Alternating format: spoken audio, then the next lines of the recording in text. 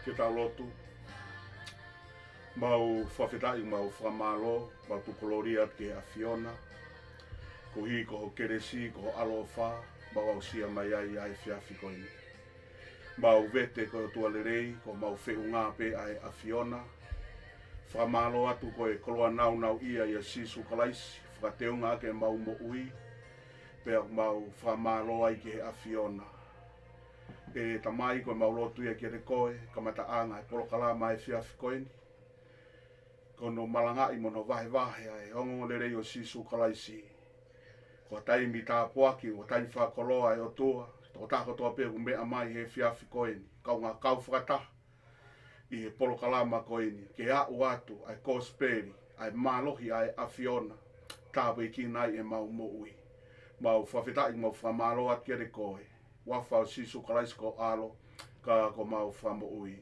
amen ko whambe ke u hufanga whakatapu he ngahi polokalama o whawhai atu pe me he tu uni kai taitari whiawhia e tokotaha ko toa pe I he polokalama e ri oa pia makalaisi I he whiawhi koini I hono malanga I mono vahe ai kosperi pako yongo lerei o sisu kalaisi whatapu atu ki a haa whaiwhekau, whatapu atu ki a hoeki pia pehe ke tokotaha ko toa pe o ke mea mai I he whiawhi koini a whiawhi pule lulu ko toa pe I he taimi hoko ai walu whakahoko atu ai polokalama malanga koini pia koe tā puaki koe whakakoloa whamalo aki e tokotaha ko toa pe hu pou mai I he lotu kau ngā kau whakataha I he polokalama e whiawhi koini tawange tāpui kina ki motolu e he o tua pea ko ia kai te utoi whakaloloa he whiawhini ko whaamu ke u tau vai wahrewa bea me wholofora ai o tua hoko mau pe wholofora ia koe tā puaki hoko mau pe wholofora koe whakakoloa hiki hake, langa hake ai e tau mo ui pea ko tui koe tau mu ai ai polokalama ri oa pea makalaisi ke tāpuaki I koe pea ke tāpuaki I holo loto whare pea ke hoko mai ai whai whamo ui ai otua ko tui koe whia mau ia ki tau tole aho koe ni o tau whia mau a sisu ki he tau mo ui pea koe ai he whiawhini te u lauha wholofola ma ki tau tolu I he ipseria Paula ke kakai Filipai ko hono uluaki o e wahe te u kamata lau beba me vesi hono ua noa ki he vesi hono ua whā ai agu pe hono whakarea o whakatatau ki he ku horilahi mo amanaki lerei ke oua na iai ha mea te uma ai ka I he whai mālohi lahi ke hange koia I mua ke peheni foki ai ongongo lerei a kalaisi I hoku sino I he moui pe I he mate ko I moui ki te au ko kalaisi ka ku aunga lahi e mate pia ka pau te moui he sino kono aunga ko I fua eni o I ku ngāwe ka ku I kai te ilo te whiri ki ai he ko e whihi au I he mea e ua o ko hori lahi ke u alu ke u ia kalaisi ai au lelei lahi au pito ka koe nofo I he sino o ku aunga lahi ia kia te ki mautolu Vesi koe hono ua taha o ku pehe ono whakarea koe mo ui kia te au ko kalaisi ka oku aunga lahi ai mate tau kei wholofola mo ilo I kotoa pe ai ipseri koe ni koe fuafua siasi eni na e fuatui I ulope I he taimi na e kamata ai ai ngāue a Paula pe hine malanga i e kosperi pe ko siasi ko ni Filipai ko e fofua siasia na e whakotu i ulope he taimina e kamata i e ngāue ko e ni ai apostolo. Pe a ko tohi a Filipai ko e hiki ai Paula lo tonga ne nofo pirisone i lo mā pe ko ne tohi ke kakai Filipai pe a ko ne whakaloto lahi mo ne pou ki ariki nao tolu ko hinga ko e mālohi o ki he kosperi o sisu kalaisi. O tau iloa e tohi a Filipai ko e ipseri namu kakala a Paula. Pe ko no whakarea e taha ko e ipseri o ku toutou asia i e rea ko e ni mou fie fia i he eiki. Ko e kulau ai ipseri ko e ni o ku maari. Ko hono hinga he ko e tohi a Paula nai whai me pirisone. Ka ko e ngahi rea o ne ngāue mai aki. Mou fia i he eiki, koutou e pehatu mou fia. Lolo tonga ko ia, o lo tonga nofo pirisone a Paula. Whamatala pirisone nai nofo ai, seini e ni ma, seini i e vae, nofo pehe whakapo uri. Ka koe toi kona ne o mai ke kainga lotu o Filipai, mou fia i he eiki. Mou mālohi lahi i he eiki. Koe mo ui ko kalaisi. Maari. Ka o taime koe o tau lau pia mahino kia ki tau tolu. Ai uhinga pia mo e tau mua pia mo e whainga lau marie na ihe mo ui ai apostolo. Hange koia na lau kia ki tau tolu he aho koe ni. Ka neongo pe ene nofo prisone kana e fia pe a Paulaia. Neongo pe ene haisia ko hiko e ongo lerei. Kana iai whainga mea makehea na ihe mo ui koe ni ai apostolo. Aia nane pehea i he rea koe ni, koe mo uia kia te au ko kalaisi, kau au ngalahi ai mateia. Whakakau maarie o mai he apostolo, pia ku tau lava pe ke tau hanga o ilo i ai. Koe ni ai kaweinga, koe ni ai mo ui ai apostolo, pe koe kaweinga ene mo ui ko kalaisi. Koe mo ui ko kalaisi. Pate kalau e vahe ulaki koa Filipai, o whamata lai, ai whakawhailoa ki apostolo ia ke kainga lotu o Filipai. Pea kohinga ene ilo mā kohinga koe kosperi, no hinga ene ilo mā koe popula, kohinga ene ilo mā kohinga koe ne malanga ia sisu kalaisi. Ia Filipai vahe ulaki vesi koe hono tahatolu, o kia e lea mai apostolo o kupehe. Na mo e whare o e tui mo e ka kai katoa pe isileri na nau na e iai a Paula na e vahe Paula e kosperi pe ko yongo le rei kia te ki nau tolu. Whamatala historiana iai ka kai hange koe i whare tui na e tāmate i ki nau tolu. Ko hono uhi ngā koe nau taria si sugo nau eki mo nau whakamo ui. He kou tui koe taimi katoa pe na e mau e Paula e whainga marie ki hatahai loma na ne vahe a si su kia te ki nau tolu.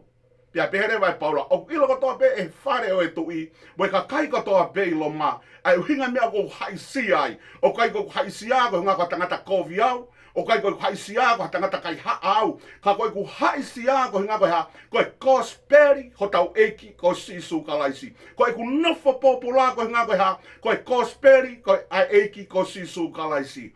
Mana tui, o talanoa ngā au e vai hono hiva, vesi hono fitu, pehe Paula, koe awena na whetaulake mo sisu e hala koe ki tā maskusi.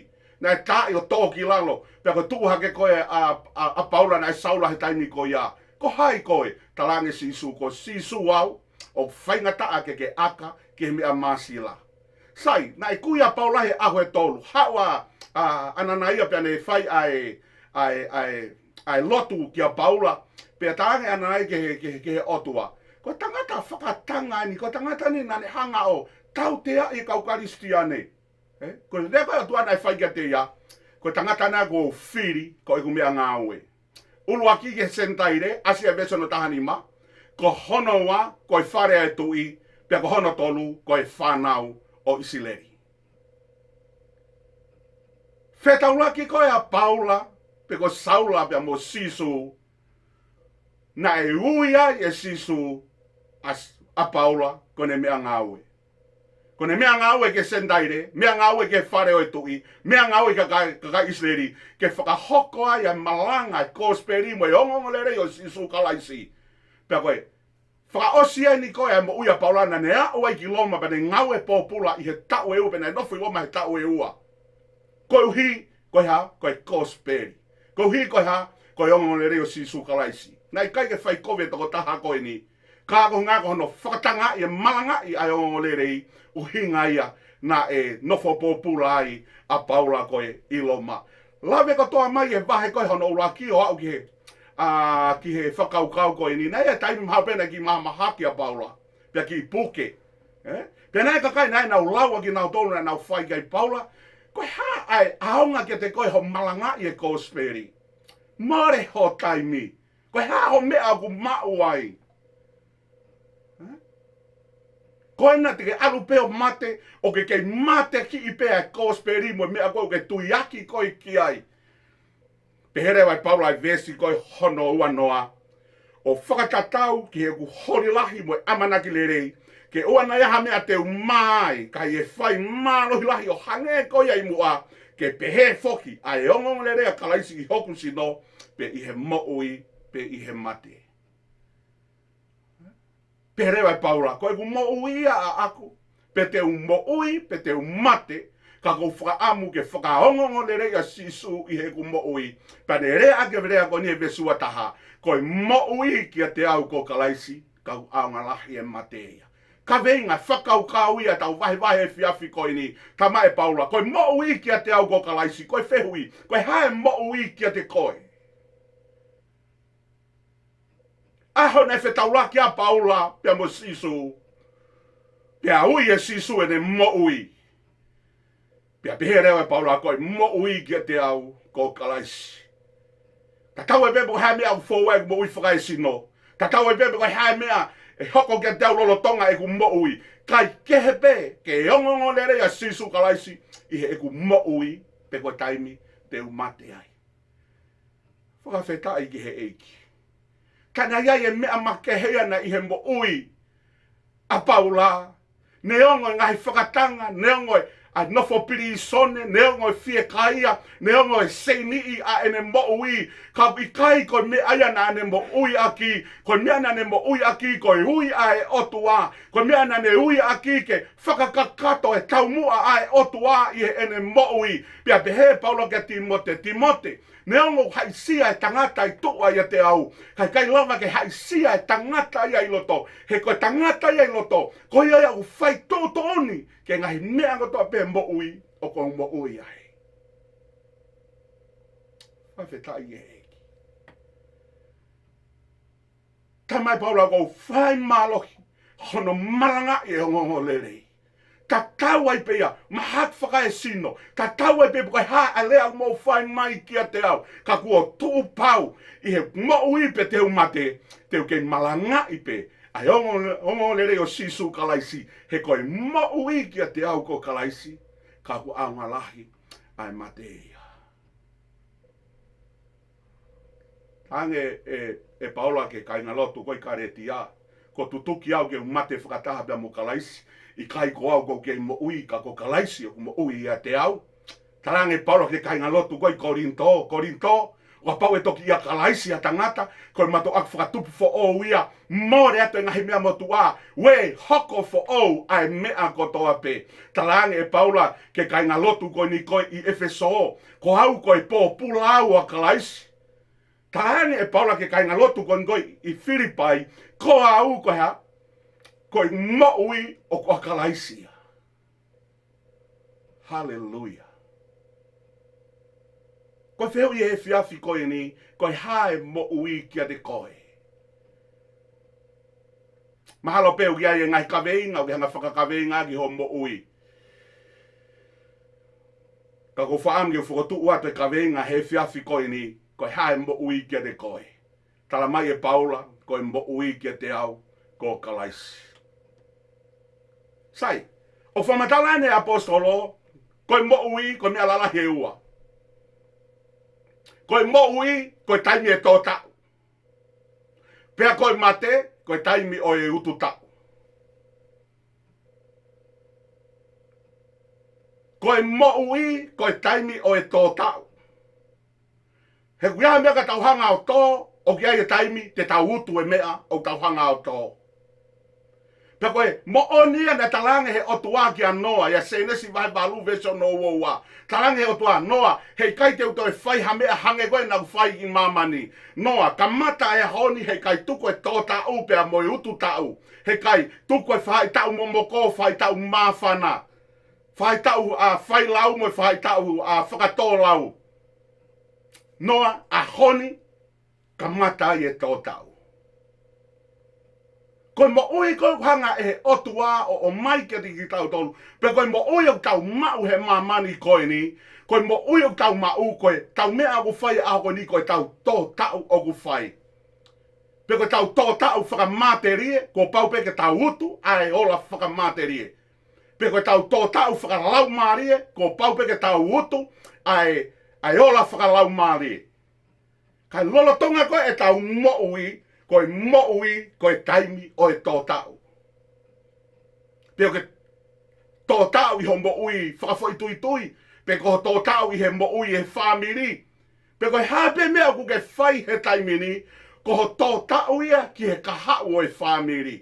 Koe mea kou ke whai he siasi, ko ho tō tau ia ki he kahau o e siasi. Pe ko tui o ku ilo he toko taha kotoa pe. Tau tau te whito kere ki nau tolu ki tōkanga. O kia e taimi koe tō tau, pe o kia e taimi koe utu tau. Pe ko taimi tō tau, o koe ko taimi whakawhia fia. Koe taimi tō tau, koe taimi utau alua i o hunu ki e waamani o ke, pe ko taimi utau alua keri e maala, pe ko taimi utau alua ave tau ko ngā pulo pula ke tō, koe taimi tō tau, koe taimi ko pau ke tau wheilau lau ki tau tolu. Pau ke tau tawhi e pupu haia. Ko pau ke whai e ngā au e mālohia. Ko pau ke tauhi ai ngōwe e ko ia ke mā ala ala pia whaka ofa ofa. Kai lava ke ha, ke tau mau hatau koe o kulere.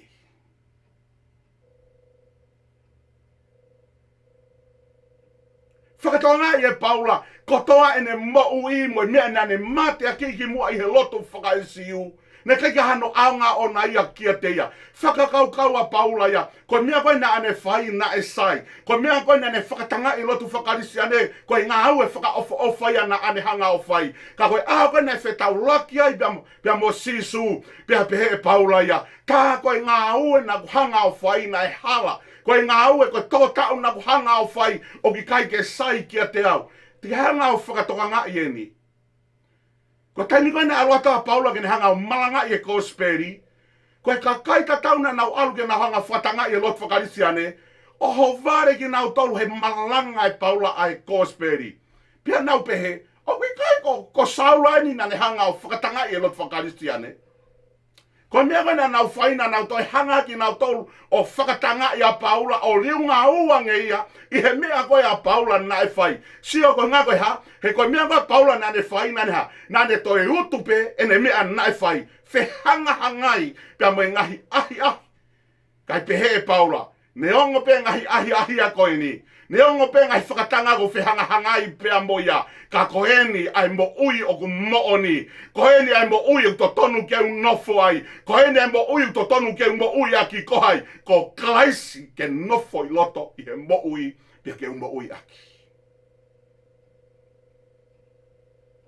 Kaina, whakaukau angi ki he mo ui o kau iai he aho koe.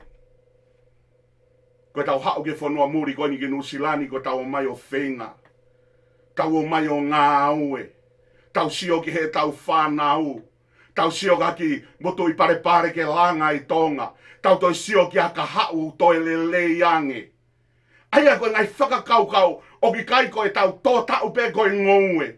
Kau tau toe ka uku tau toe tō tau ko hi ngā koe ka hau e whamiri. Ko hi ngā koe ka hau e mo ui ai whanau.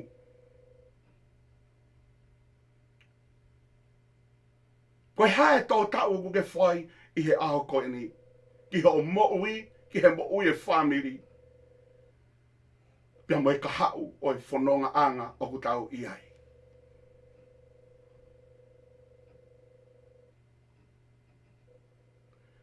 Tamai kare tia wahi koe hono no, vesi hono fitu walu pia mo hiwa. O wai whaakaka i ki mo tolu, he ki kai whaakaka i ai otua. He ko mea koe ko tūtu i he tangata, ko ia pe tene hanga utu. Ko ia tene tūtu i he kakano, te utu ai kakano, koe au.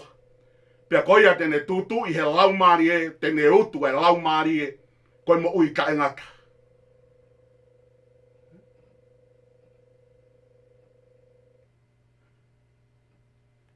Kala noa e tohi a ngā ue vahe tā tolu veso no tolu o no.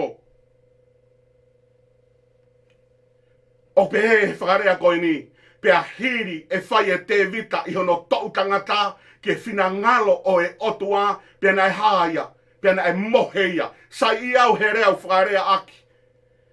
I he pāki koe ni, pea hiri e whai e te vita i hono tau tangata, pea koe whakarea e taha, whai e te vita e taimina ke mo ui ai, i hono kuonga ke whina ngalo o e otua, pea na e moheia.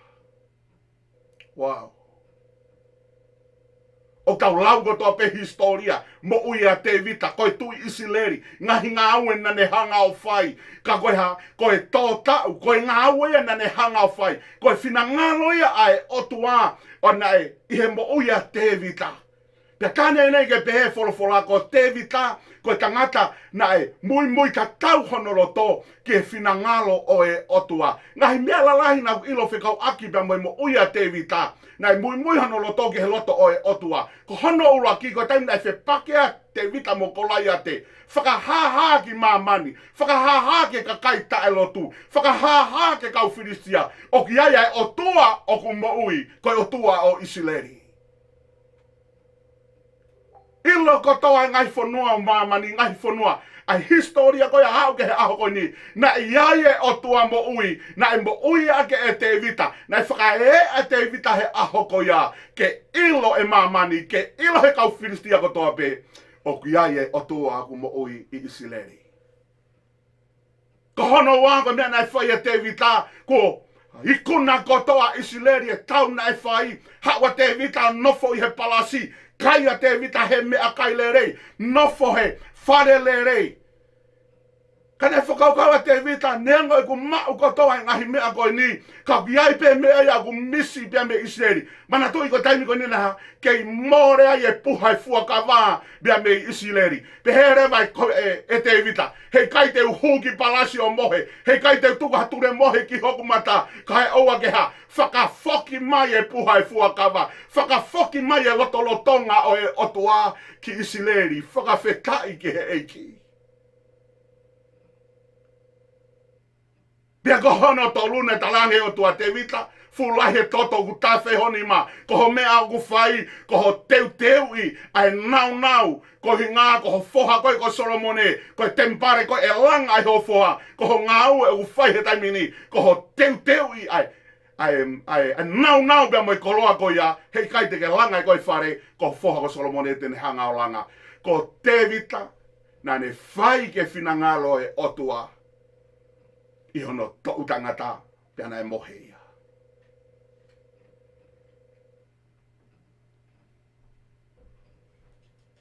Ko hea ho mea au whai e aho koini.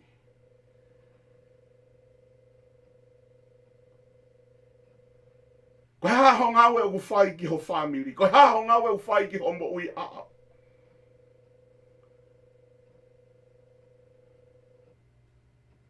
Talange o toake atama.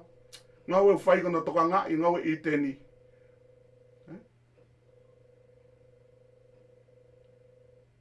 Laki na hangai o tua malu ia atama. Kono wana hangai o tua o whakahai e ngai whia mau kai atama he ngowe. Malu i a atama. O ange whatongia ke tea ke ne hanga o whai.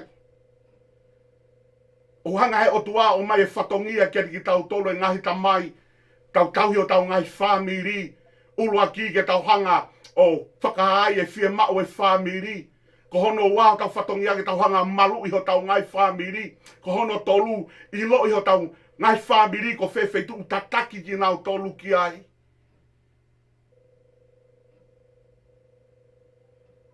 Kai ke ilo kai hai mo ui ki a te koe.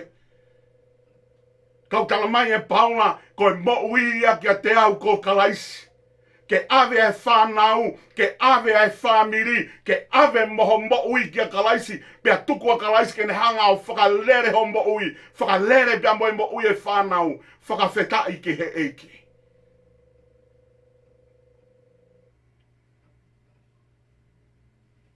Kainga whanongo. Ko tui koe aho koe ni mahalo pehi kai ke fuloko hanga toa he kakai o whakatoka ngā i ki tau tolu. Peo kai ke tau hanga i ki tau tolu whakatoka ngā i ki tau tolu ho tau mahu i ngā. Moe mea ku tau whai he aho koe ni. Pea moe a tō tau au tau hanga o whai. Koe ni, o ku toki kara ai mahu inga ai tō tau moe ngau e ku ke whai. He taimi koe te ke mate ai. I he taimi koe hai ki koloa o ku ke tuku mai ki e hoa. O ku ke tuku mai ki e whanau ke nau hoko atu aki. Pe koe tamai koe na ake tō tau, pe koe tamai koe na ake mohe mohe pe koe. Koe tamai koe na ake ngawe. Ai tau tangata au tau iai, pe koe tamai koe na ke kai tokanga koe ke whaiha mea ta. Ki ho o mo'ui, pia pehe ke family, pia pehe ke tau mua. Nai ui pe nai whakamo ui ai ki tau tolu he otua, ke tau hoko koe tamai.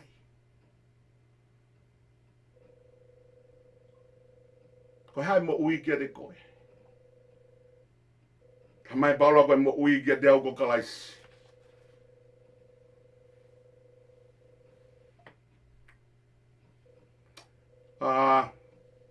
Mana tui.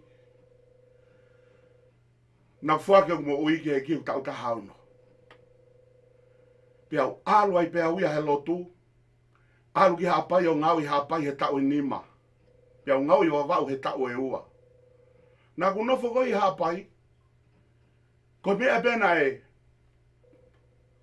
nā aku whai, ko e lahi malanga o penea, ngai kolo ko toa pei hapai. Ka mata mei tonga le leka, hau mea i ki haa tou, hau mea i ki pangai, alu mea i ki koulo, alu pe mea i o hau ki whare loa.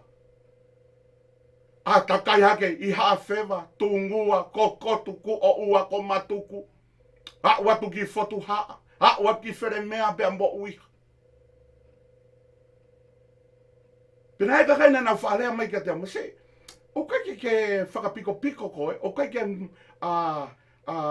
more noa ia ho taimi ho alu o whai e ngā ue koe nā, kai kia hao mea koe mauai, kai kia mea e aonga kia te koe, kai kia alu koto koni ko hongo mātua.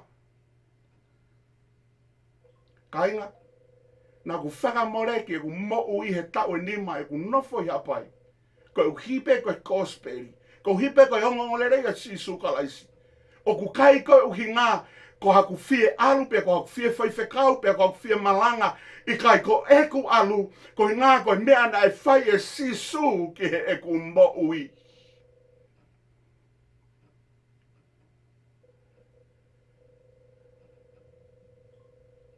Hei tainu whawhetau lake mai ngahi mea ke. Whetau laki mo e whekaia, whetau laki pia mo e puke, whetau laki mo e ngahi mea ke. I he whanonga anga koe ni, ka nau tarange eiki, o ka pau ko koe na ke hanga ui au. Eiki, o ka pau ko koe na ke hanga o whekau i au. Ko koe te ke hanga o whakamo ui au. Ko koe te ke hanga o malu i au. Ko koe te ke whakawhetau laki o ngai whia mau ko tope. Ka inga, nea ngahi mea na e whaua e mo ui ia. Kana aku lau ko toa au e ngahi mea koe ni. Ko hi koe hui ai otu ai a sisu kalaisi. Veke peho ku loto oku. Ke u alu bea malanga i e kosperi. Lea ake wholofola ai otua. Neongo, ti kai ke fu ilo lahi e taimi koe ni ke wholofola ai otua. Ka koe hape mea na mau. Na lea mai otua kia te au. Koe mea na aku lea aki bea malanga ake ke he kakai. He kawe ni mana ku ngau e bea nofo i hapai. Ko hipe koe kosperi. Bea moe ui na e whai e he otua kia te au. Ka inga, ke ile whakapuri hange koe na rea ki ai apostolo. Ko hinga koe ha. Ulua ki pēnei ha, honga kia te au ai ofa e otua na e whai kia te au. Honoua, honga kia te au e kui loi na e pekia si su he kolosi, pea kawhi hono tataa, pane hanga o whakamo ui a hoku lau maari. Ko hono tolu pe uhinga kia te au e ku hanga o iloi, ko ia na ne hanga ui au, pea koe ui ai otua o ku te toki māmai bebea mo ia, he taimi o ku te mate ai. Whakawhekai ki he eiki. Nea ngai haha ke he moui na e whauai.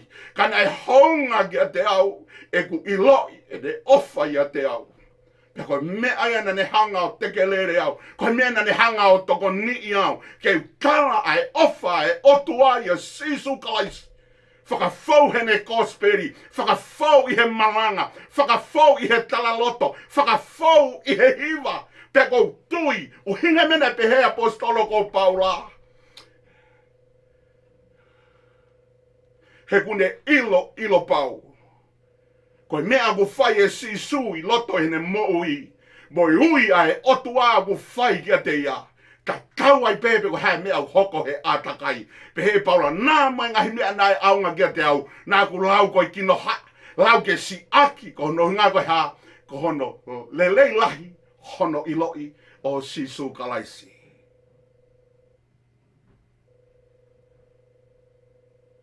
O ko malai ko speri ko ngā ko ofa ke tō taha ko ia. Nana hui ai au. O ko malai e ko speri ko ngā honga ki hoku loto. Ene pekia pene ave e ko ngahi anahala. O ko malai e ko speri ko ngā nane whekau iau. Ke kala ene ofa ke mo ui e tō taha ko tō pe. Ofa tua sisu ke re koe. Mo ui ke te au ko kalaisi. Koe mo ui, koe taimi o e tōtau. Ka ke tōtau whakamāteri e, te ke utu e ngahi mea whakamāteri. Ka ke tōtau whakalau māri e, te ke utu e ngahi mea whakalau māri. Pea pehere wa apostolo. Koe mo ui ko kalaisi, kau angalahi e mate ia.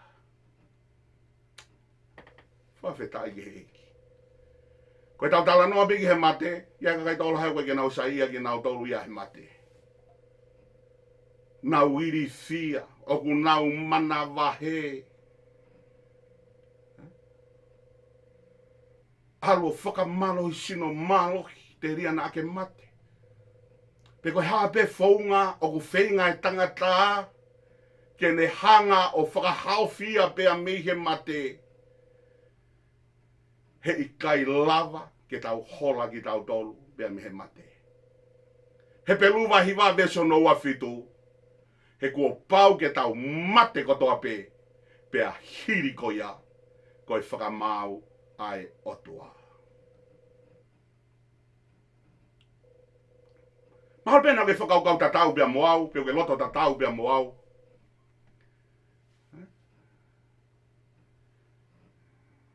He kwe paula, kaku, au ngalahi e mate e kia te au. O au ngana e mate e kia te koe pe ikai. Ia e whahinga tau lahu nau mana wahepea nau iri fia he mate. Hange koe ko talatu he fia fini. Hei kai te ke lava koe o ta ofi. Hei kai te ke lava ko hola mi he mate. Koe mate, koe pauia ke hau. Pe koe hape whainga whakafotunga o ku ke whai ke ki whakamama o ai me he mate. Mahalo pe te ke alu ki he timio. Lehere whakamalo i sino he aho kotoa pe. Mahalo pe ia ngahi mea ke te ke whainga ke kati hombo ui. Iyo, mahalo pe te ke mo ui fuoloa ka iai pe taimi e ha te ke mate ai. Heu tāla ia he poto. O kia aho koe whanaui, mo aho ke ha, mo aho ke mate. Pai kai ke ha tangata ia e mo ui tupu a ai pe.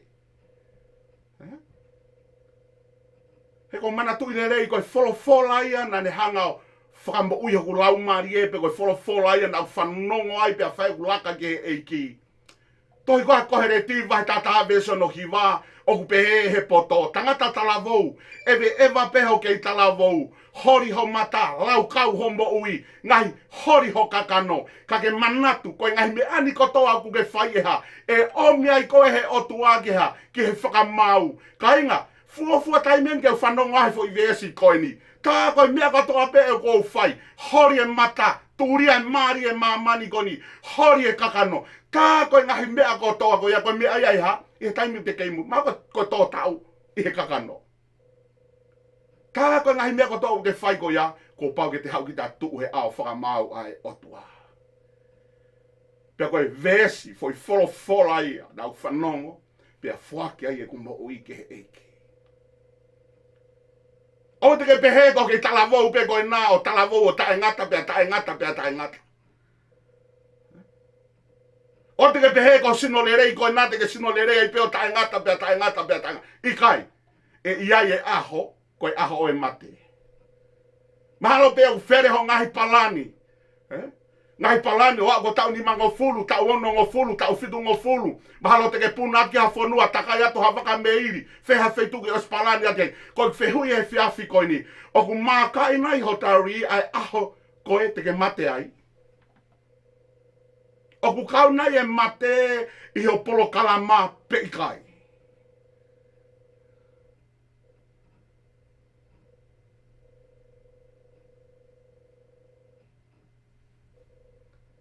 Te kalama nai ki rea aki o ku aonga e mate ki a te koe pe ikai.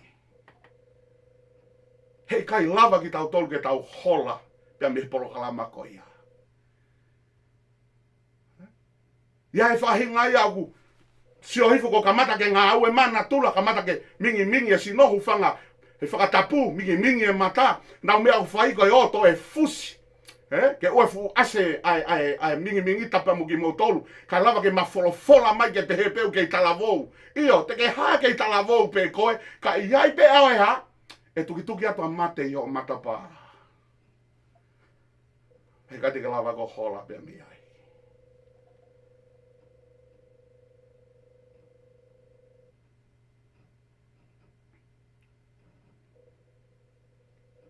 Koe mo ui ka te au ko kalaisi ka aunga lahi e mate. Pea ka pau te mo ui he sino te aunga ki ki mou tolu. Te aunga ki he whamiri. Te aunga te whakaloto lahi i ki mou tolu. Te tokoni at ki mou tolu. Pea o ka pau te mate. Neonga koe more ki ki mou tolu. Ka koe ha koe tānakia ke pure anga o e otua. Koe matapāia ki he pui pui. Ai, e kauwai e taha e mo ui. Ko pau ko toa peke tau ha. Ko pau ko toa peke tau fou ki tau tolu i he mate.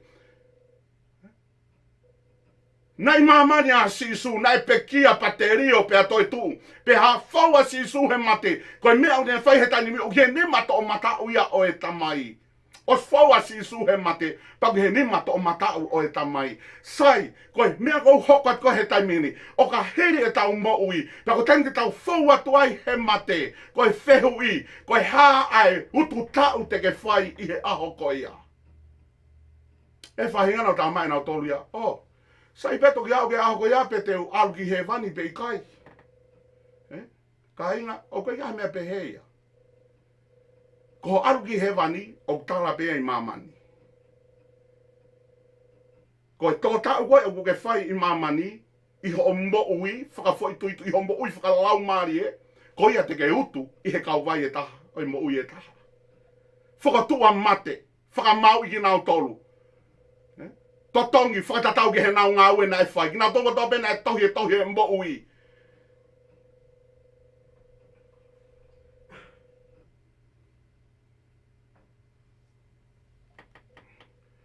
Ko whatakai holo he ngā ue.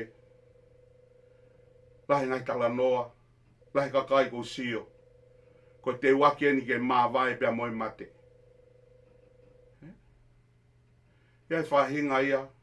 Kai ke fie mate. Ka kos mahino bebe a talange toke tā. Hei kai te ke loloa e wawe ho mate. Tau ake mate o ku piko ua e mohenga e whare maha ki. Tau ake mate o kai ke fie mate.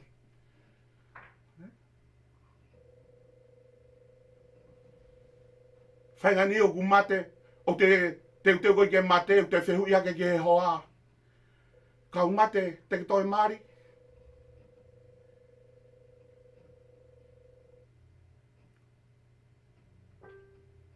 Te sio, ki he kai ke whie mate, kai ke whie māwai pia mo mo ui koe ni.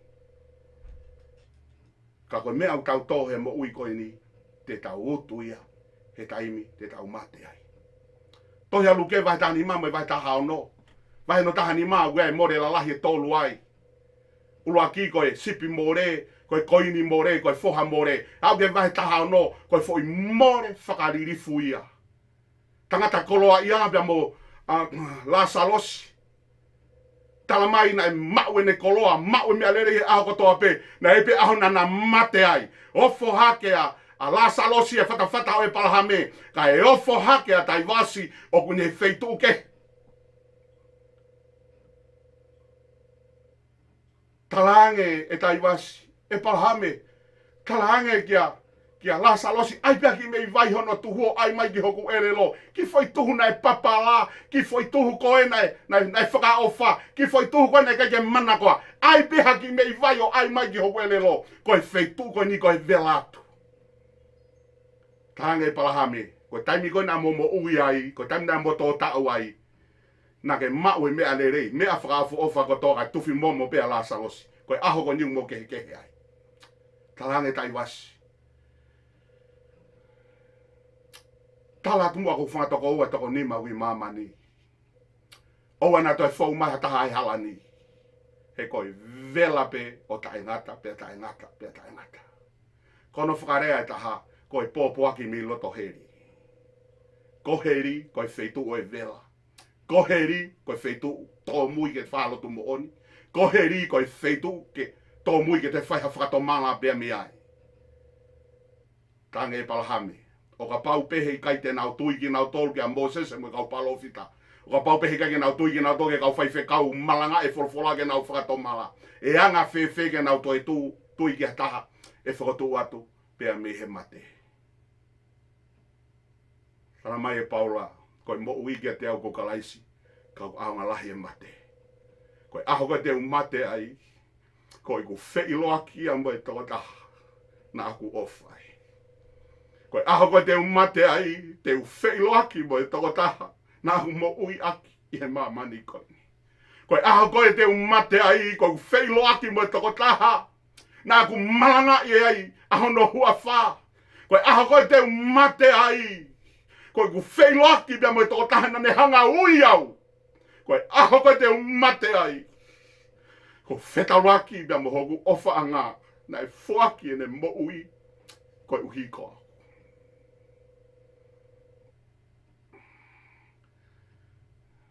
Kau e tau lelei, lava e whakapue pue, kei puke mau pea e ko tui. Ka inga, kou teu pe ki he pare, o ku teu he otua. Maa ki nau tolu. Ka veinga e moui, ko kalaisi i he moui. Kana ifo pe matea ki he apostolo, ko no hingahi koe mata pā ia. Ke whetaulaki mo toko tahana e mo ui aki. O ka pau koho ofa anga, o ke mā vai pe mo ia kana ke ofa ai. Mā ho ofa ia te ia, kana ne taria sisu, te ke whetaulaki pe mo aho koe, te ke toi tu ai. Te ke whetaulaki pe mo ia he pui e itaniti e taha. Koe mea nei pehe e paura, o kuifo pe matei. He kou whoki ako whetauraki bia mo e toko taha, na e ofa mai ki a te au. Whetauraki bia mo e toko taha, na ne hanga o ui au. Ke malanga i e whakatomala, malanga i e kosperi. Malanga i e ongo le rei o sisu kalaisi.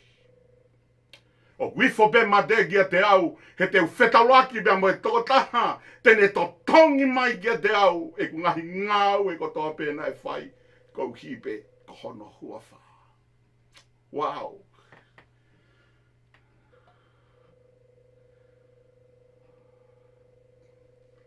Hangere vai Paula ke kakailo mā.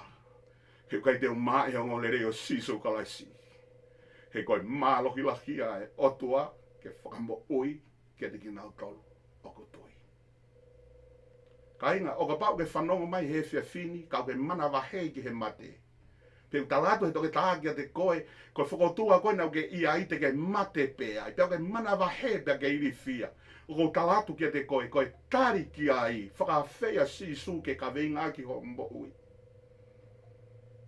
Pea ko pau tairi iri, koe ki a manaki le lei ki a te koe, koe ki ke ilo e koe, kau mate aho ni, pe te alu kwa ki he vani, pe te alu ki heri, pe te mate he aho ni, ia hinga he mea e o whia mau ke tukuange, ka inga koe whenga maari e ni ki a te koe.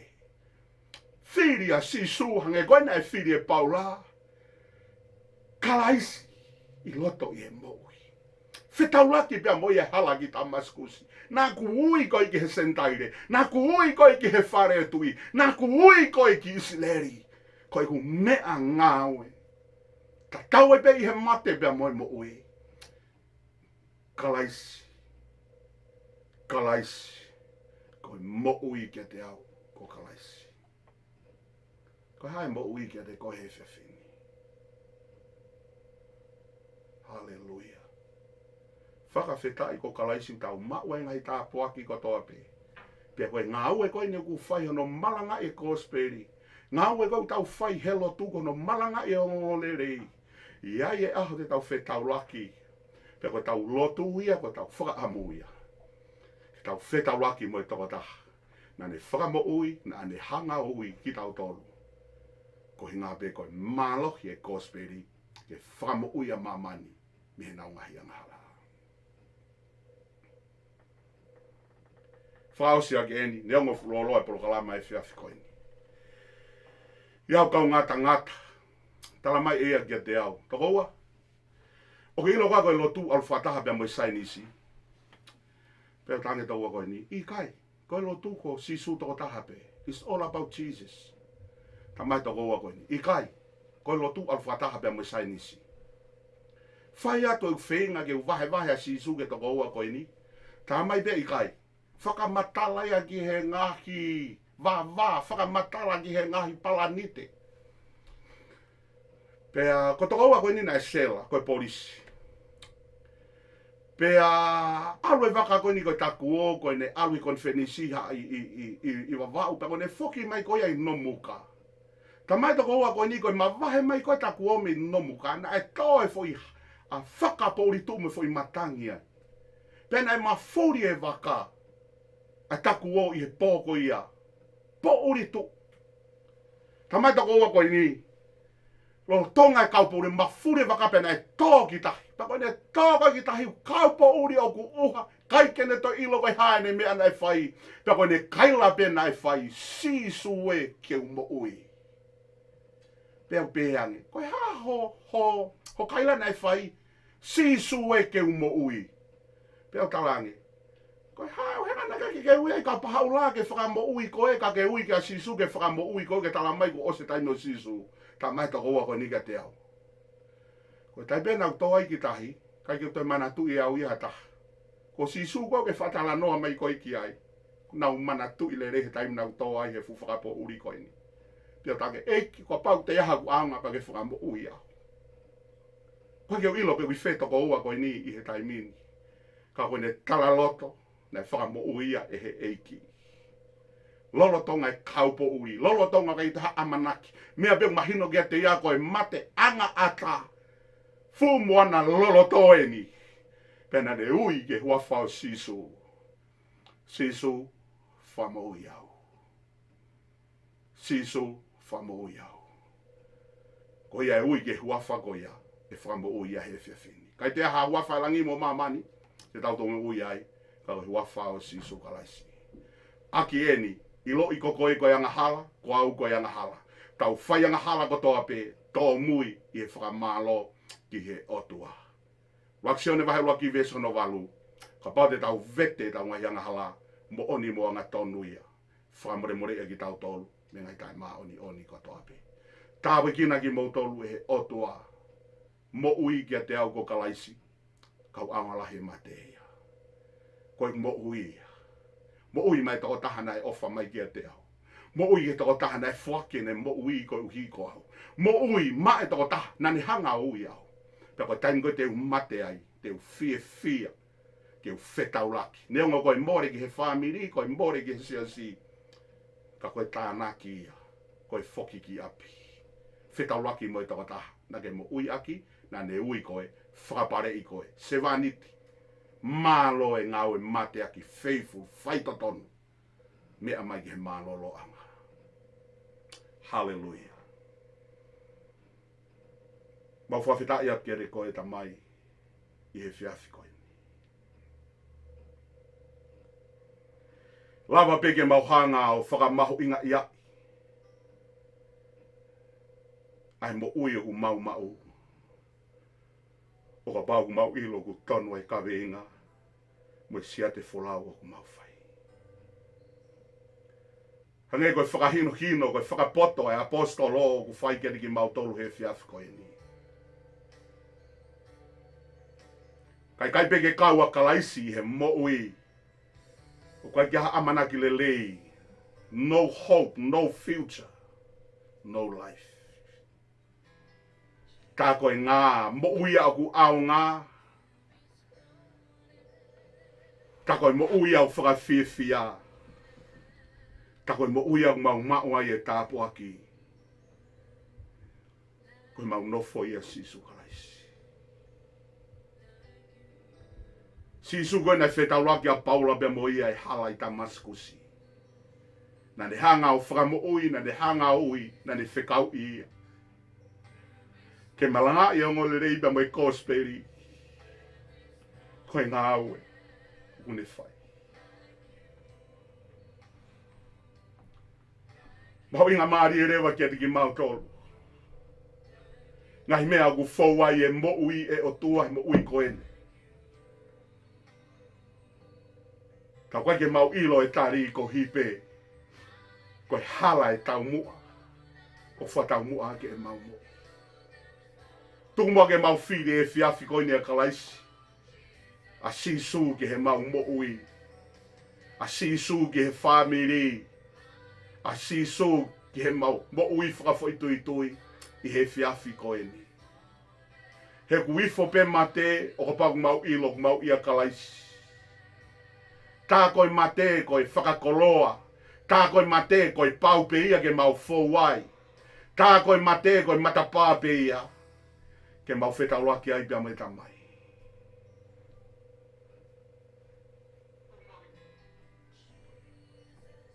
Koe kulotu ia he whiawhini. I wafau sisu kalaisi. Ia ki nau tolo nau mea mai. Whanongo mai. I televiso ne, i ngalu ea he aho koe ni o tua.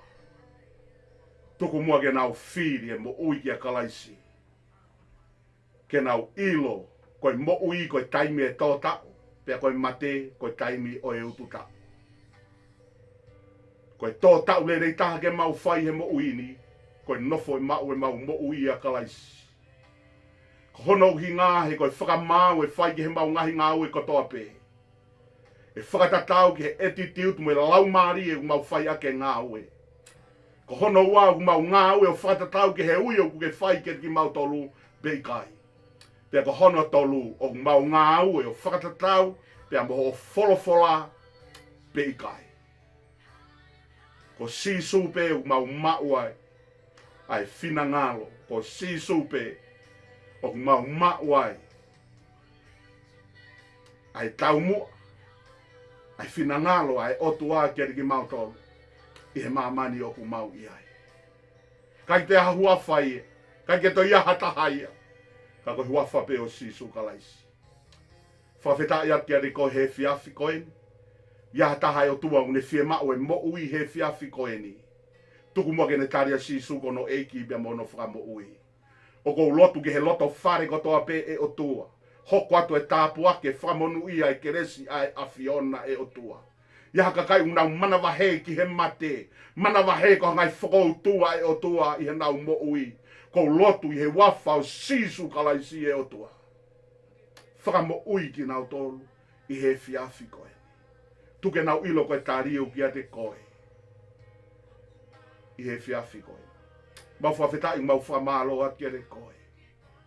Whakaosinga e polo kalama e whiawhi koe. Tāpui ki na moa, tamau ki kalofia mā. Tape heki he ri oa bia makalaisi e o tua. Whainga maari o kei hoko hoko no malanga i e kosperi bia moi ongongorerei. Hange koe aho koe ni. Koe mo ui ko kalaisi. Mau whawhetai mau whamalo a kia te koe. Whakaosinga e polo kalama e whiawhi koe ni pia koe ke reso tau eik ofalahe e o tua. Whaiho laumari e maoni o ni, mo ui e toko taha kotoa pe o na hiri. Kai whai pe o tae ngata. Pea tae ngata. Amen. Malo au pito, mo mea mai he whiawhi koe ni. Tau ange tāpue kina ki mou tolu e he otua. Tau whematuna aki pe i he lotu. Taimi walu i he pule lulu wika hau. To e hokate tau programa ta tau. Pea mai li oa pea makalaisi. Ke tāpue kina ki mou tolu he eiki. God bless. Amen.